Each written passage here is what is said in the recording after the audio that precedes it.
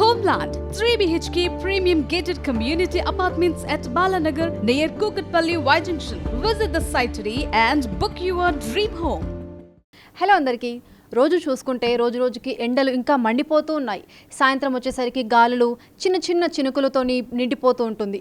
పొద్దున కాగానే మళ్ళీ అదే వేలో మండుట ఎండలు, బయటికి కూడా రాలేని సిచ్యువేషన్లో ఉన్నాము. మొత్తం ఎందుకు చేంజ్ అవుతున్నాయి టెంపరేచర్స్ మార్నింగ్ టు ఈవినింగ్ వరకు? అసలు టెంపరేచర్స్ ఎక్కడెక్కడ నుంచి ఎక్కడెక్కడ వరకు చేంజ్ అయ్యే ఛాన్సెస్ ఉన్నాయి, ఏ డిస్ట్రిక్ట్స్లో ఎంత వరకు ఉన్నాయని ఈరోజు మనం వెదర్ డిపార్ట్మెంట్లో ఉన్నాము. శ్రీనివాస్ సార్ మనతో పాటు ఉన్నారు, వారిని అడిగి తెలుసుకుందాం. నమస్తే సార్. సార్, ఇప్పుడు పొద్దున చూసుకుంటే ఎండలేమో మండిపోతున్నాయి, సాయంత్రం అయ్యేసరికి గాలులు వస్తున్నాయి, చిన్న చిన్న చినుకులు వస్తున్నాయి. ఈ టెంపరేచర్ చేంజెస్కి కారణం ఏమై ఉంటుందంటారు? ఈ వేసవికాలంలో టెంపరేచర్స్ ఇట్లా గ్రాడ్యువల్గా 5-6 రోజులు పెరిగినప్పుడు గాలి దిశల్లో మార్పులు వస్తాయి. గాలి దిశల్లో మార్పులు వచ్చి మామూలుగా మనకి ఈ టెంపరేచర్లు పెరుగుతున్నప్పుడు ఈ గాలి దిశలు ముఖ్యంగా తెలంగాణలో చూసినట్టయితే మనకి ఉత్తర దిశ, వాయువ్య దిశ నుంచి వస్తాయి. వచ్చినప్పుడు మనకి టెంపరేచర్లు రెగ్యులర్గా పెరుగుతుంటాయి. అయితే 5-6 రోజులు ఇలా టెంపరేచర్లు బాగా పెరిగి వేడిమి ఉన్నప్పుడు ఉపరితల వాతావరణంలో వివిధమైన మార్పులు జరుగుతుంటాయి. అలాగే వివిధ ప్రాంతాల మధ్యన ఉన్న టెంపరేచర్ డిఫరెన్సెస్ వల్ల మన అప్పర్ ఎయిర్లో సైక్లోనిక్ సర్క్యులేషన్స్ అని, ద్రోణి అంటాము, ట్రఫ్ ఆఫ్ లో ప్రెషర్, ఇటువంటివి ఏర్పడతాయి. ఇటువంటివి ఏర్పడినప్పుడు ఈ గాలి దిశ మార్పు వచ్చి మనకి ఉత్తరం నుంచి వచ్చే గాలులు కాకుండా తూర్పు నుంచి కానీ పశ్చిమ దిక్కు నుంచి గాలులు వస్తాయి. సో తూర్పు పశ్చిమ దిక్కు నుంచి మనకి గాలులు వచ్చినప్పుడు ఇవి తేమను తీసుకొస్తాయి. మనకి తూర్పులో బంగాళాఖాతం, పశ్చిమంలో అరేబియన్ సముద్రం ఉన్నాయి కాబట్టి ఆ ప్రాంతం నుంచి మనకి తేమగాలులు వేడిగా ఉన్న భూభాగం మీదకి రావడం జరుగుతుంది. ఈ వేడిగా ఉన్న భూభాగం మీద నుంచి ఎప్పుడూ కూడా బాగా వేడెక్కడం వల్ల కింద నుంచి పైకి వేడిగాలులు తేలిగ్గా ఉండబట్టి వేడిగాలులు పైకి పోతూ ఉంటాయి. అదే సమయంలో తేమగాలులు ఈ ప్రదేశంలోకి వచ్చినట్టయితే ఈ తేమ కూడా పైకి నెట్టివేయబడి అదంతా పైకి పోయిన తర్వాత పైన టెంపరేచర్స్ మనకి బాగా పైకి పోయిన తర్వాత టెంపరేచర్స్ తక్కువ ఉంటాయి కాబట్టి అవి మేఘాలుగా మారి క్యూములోనింబస్ మేఘం అంటాము.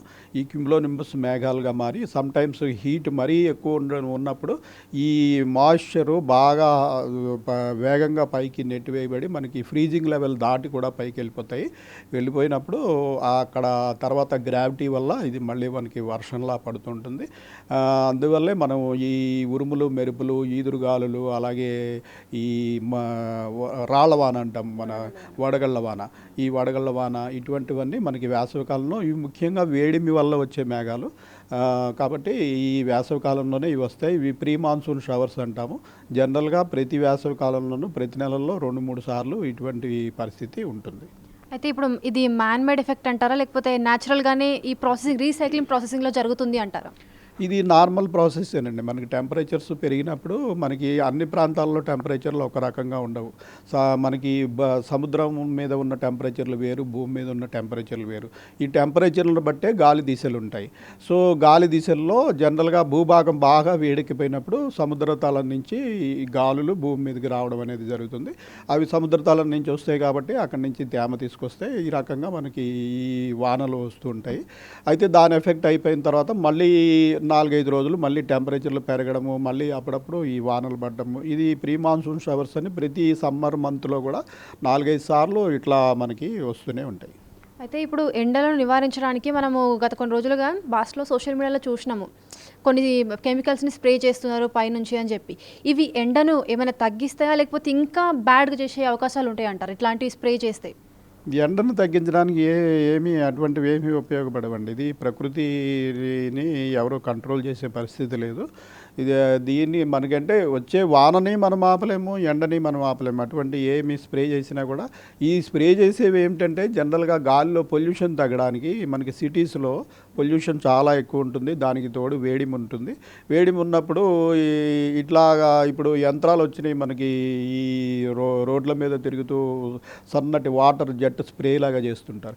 అదేంటంటే మనకి ఈ వేడిమి కొంతవరకు కంట్రోల్ అవుతుంది, అది తాత్కాలికం. బట్ మెయిన్ దాని ఇంటెన్షన్ ఏంటంటే పొల్యూషన్. మనకి ఈ సస్పెండెడ్ పార్టికల్స్ లక్షలాది వెహికల్స్ తిరుగుతున్నప్పుడు ఈ కార్బన్ అండ్ ఇతర సల్ఫర్ ఇటువంటివన్నీ కూడా మనకి వాతావరణంలో ఉంటాయి.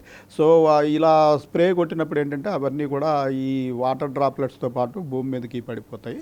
సో దానికే పనిచేస్తుంది తప్పించి ఎండర్ని కంట్రోల్ చేయడానికి మటుకు ఏ స్ప్రే కూడా పనిచేయదు. సో నేచర్ అనేది అన్ప్రెడిక్టబుల్ కదా సార్. పొద్దున మనం ఒకటి అంచనా వేస్తాము, కానీ సాయంత్రం వరకు అది ఇంకొకలాగా మారుతుంది. అట్లాంటప్పుడు మీరు సేఫ్టీ అలర్ట్స్ ఏం తీసుకుంటూ ఉంటారు ప్రజల కోసం? అంటే ముఖ్యంగా ఈ ఎండ సమయంలో ఏంటంటే మనకి మెయిన్గా 12 గంటల నుంచి 3:30, 4 గంటల వరకు కూడా చాలా మ్యాక్సిమం హీట్ ఉంటుంది. ఈ హీట్లో వీలైనంత వరకు కంటిన్యూస్గా బయట ఉండకుండా ఉంటుంది చూసుకోవాలి. ఎందుకంటే లేకపోతే హీట్ స్ట్రోక్ తగిలే ప్రమాదం జరుగుతుంది.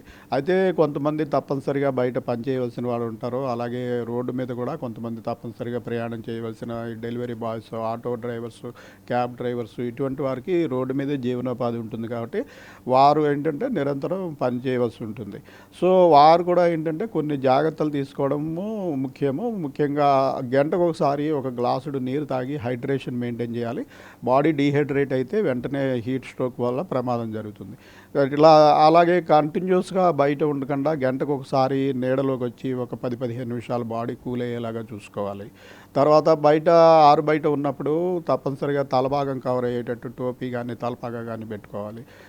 లైట్ రంగు దుస్తులు ధరించాలి. మనకి వైట్ బట్టలు అయితే మ్యాక్సిమం మనకి హీట్ రిఫ్లెక్ట్ అవుతుంది. అలాగే లైట్ రంగు దుస్తులు, ముదురు రంగు దుస్తులు ధరించినట్టయితే హీట్ అంతా అబ్జర్వ్ అవుతుంది. మళ్ళీ ఇంకా బయట ఉన్న దానికంటే మనకి లోపల బాడీ ఎక్కువ హీట్ అయ్యే అవకాశం ఉంటుంది.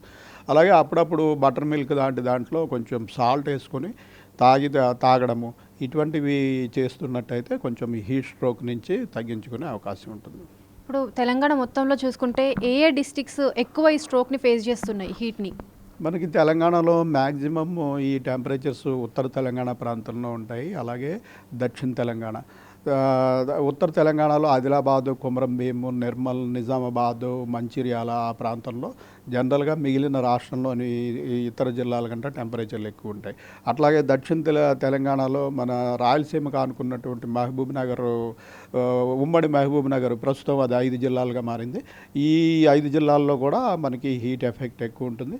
అలాగే తూర్పున ఉన్న భద్రాద్రి, కొత్తగూడెం, ఖమ్మం ప్రాంతంలో కూడా టెంపరేచర్లతో పాటు మాయిశ్చర్ కూడా ఎక్కువ ఉంటుంది.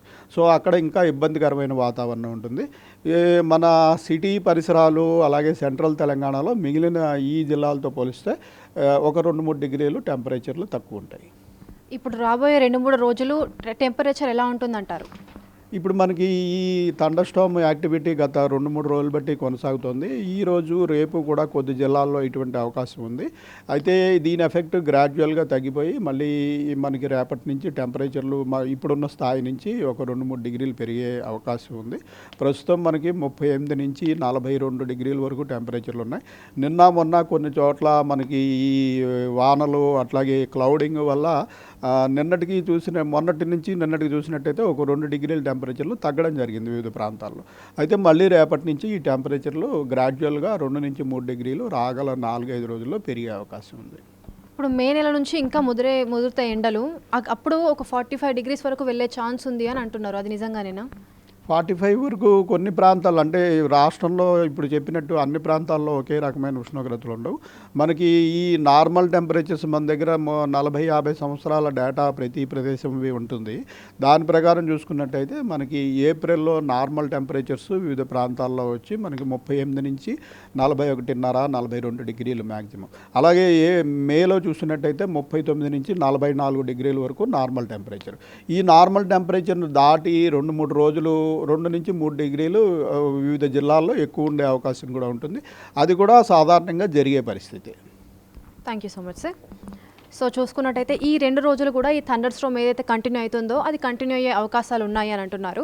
ఇంకా ఎండలు కూడా ఈ మే నెలలో 44 వరకు వెళ్ళే ఛాన్సెస్ ఉన్నాయి. ఇవన్నీ న్యాచురల్ సైకిల్ వేలో జరుగుతూ ఉన్నాయి. వీటికి ఏది మనము ఏదో కెమికల్స్ యాడ్ చేసో ఇంకొకటి యాడ్ చేసో ఎండను ఆపాలి అనుకోవడం మూర్ఖత్వము.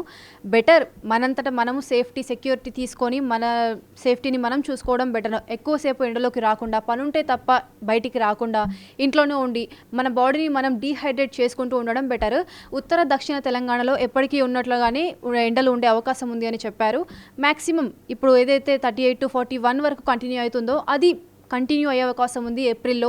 మే నెలలో 44 వరకు, ఎందుకంటే ఇది ప్రతి ఇయర్ వస్తున్న చర్య కాబట్టి 44 వరకు ఇది బేసిక్ ఎండలు అని శ్రీనివాస్ సార్ చెప్పారు. సో ఈ బేసిక్ ఎండలైనా కూడా మనకి అవి చాలా ఎఫెక్ట్ చూపిస్తున్నాయి రోజువారీ జీవితంలో. కాబట్టి అవసరమైతేనే బయటికి రండి, బాడీని డీహైడ్రేట్గా ఉంచుకోండి. మన సెక్యూరిటీ, మన సేఫ్టీనే ఫస్ట్ మనకి ఇంపార్టెంట్. కెమెరామ్యాన్ శ్రీనుతో అఖిల రిపోర్టింగ్, బిగ్ టీవీ హైదరాబాద్.